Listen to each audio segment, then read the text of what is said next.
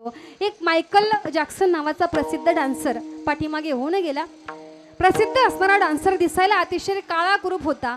त्याची इच्छा होती की आयुष्य मर्यादा जरी 100 वर्षे असली तरी मला 150 वर्षे जगायचे. किती वर्ष जागेत ना सगळे? किती वर्षे जगायची इच्छा प्रगट केली? 150 वर्ष मला जगायचंय. कारण की पैसा भरपूर होता, संपत्ती भरपूर होती, कुठलीही गोष्ट काहीच त्याला कमी नव्हती. दिसायला काळा कुरूप होता म्हणून त्यांनी आपल्या संपूर्ण शरीराची प्लॅस्टिक सर्जरी करून घेतली होती गोरा होण्यासाठी. गोरी चमडी त्या ठिकाणी टाकली, संपूर्ण शरीराची प्लॅस्टिक सर्जरी करून घेतली. आपले स्वतःचे आई वडील काळे आहेत म्हणून आपल्या आई बापाचा सुद्धा त्याने काय केला? त्याग केला. त्याची हिस्ट्री तुम्ही चेक करू शकता, कारण की ही काही जास्त दिवसाचा कालावधी नाही दादांना. म्हणजे आपल्या हयातीमध्ये हा काळ गेलेला आहे.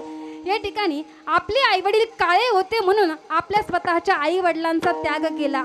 जे मित्र काळे आहेत त्या काळ्या मित्राचा त्याने काय केला? त्याग केला. संपूर्ण शरीराची प्लॅस्टिक सर्जरी करून घेतली. हे करण्याच्या पेक्षा जर त्याने ज्ञानेश्वरी वाचली असती तर त्याला जास्त फायदा झाला असता. कारण की जीवनामध्ये जर विचार केला तर 2च रंग आपण बघतो किंवा सांगतो. कुठले रंग? काळा आणि गोरा. मला सांगा, काळ्या माणसाने कितीही चेहरा धुतला तरी तो जास्त चमकेल, पण दिसेल कसा? अरे नैसर्गिक रंग आहे आपला, हा भगवंताने दिलेला आहे. काळे गोरे हे 2च रंग आहेत. परंतु माऊली ज्ञानोबा सांगतात की काळे गोरे पण धुतले फिटवून येणे, म्हणजे काळेही धुतले फिटवून येणे, गोरेही धुतले फिटवून येणे. काळे जरी धुतले तरीही आपला मूळ कलर जाणार नाही. तर ते जाण्यासाठी त्यांनी संपूर्ण शरीराची प्लॅस्टिक सर्जरी केली. तो गोरा झाला, काळ्या मित्रांचा त्याग केला, काळ्या माता पित्यांचा सुद्धा त्याग केला. आणि एवढा पैसा होता, एवढी श्रीमंती त्याच्याजवळ होती. रोज जो अन्न तो जेवायचा ते रोजचं असणारं अन्न अगोदर प्रयोगशाळेमध्ये तपासल्या जायचं, नंतर ते जेवण त्याच्यापर्यंत जायचं. त्यांनी आपल्या सेवेसाठी 12 डॉक्टर ताईंना ठेवले होते. किती डॉक्टर? 12 डॉक्टर आपल्या सेवेमध्ये ठेवले. सकाळी उठल्यापासून पायाच्या नखापासून डोक्याच्या केसापर्यंत त्याच्या प्रत्येक अवयवाची तपासणी घ्यायची. कोण? ते 12 डॉक्टर. त्यांनी आपल्या आजूबाजूला डोनर ठेवले होते, म्हणजे जे अवयव दान करण्याची ज्यांची इच्छा आहे. तर कदाचित डोळ्याला काही प्रॉब्लेम आला तर लगेच डोळे उपलब्ध पाहिजेत. किडनी जर गेली तर लगेच, म्हणजे किडनीचे डोनर, लिव्हरचे डोनर, डोळ्याचे डोनर त्यांनी आपल्या अवतीभोवती त्या ठिकाणी ठेवले होते. व्यायाम करण्यासाठी त्यांनी 15 व्यक्तीची नियुक्ती केली होती. कशासाठी हे सर्व चाललं होतं? किती वर्ष जगायचं होतं?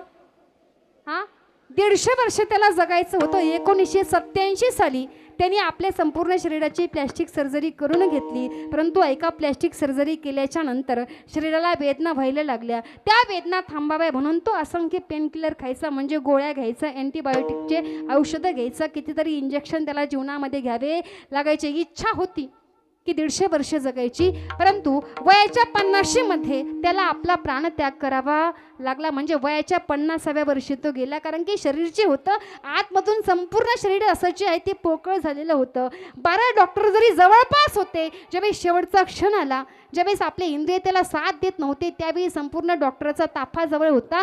सर्व जवळ असताना सुद्धा त्याला मृत्यूने उचललं दादांनो. त्याची अवस्था झाली म्हणजे 25 जून 2009 मध्ये त्याचा मृत्यू झाला. म्हणजे जास्त कालावधी झाला नाही. मला सांगण्याचं तात्पर्य, अरे अब्जाधीश गेले या मृत्यू लोकामध्ये. जेवढे जन्माला आले, कुलवंत गेले, नीतिवंत गेले, शिलावंत गेले, नव्हे नव्हे भगवंताला सुद्धा येते नाही उरो आले अवतार,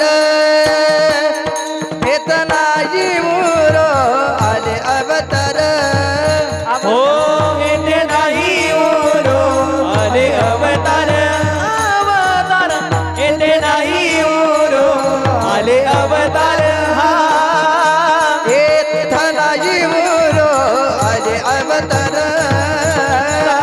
येते नाही उरो आले अवतार.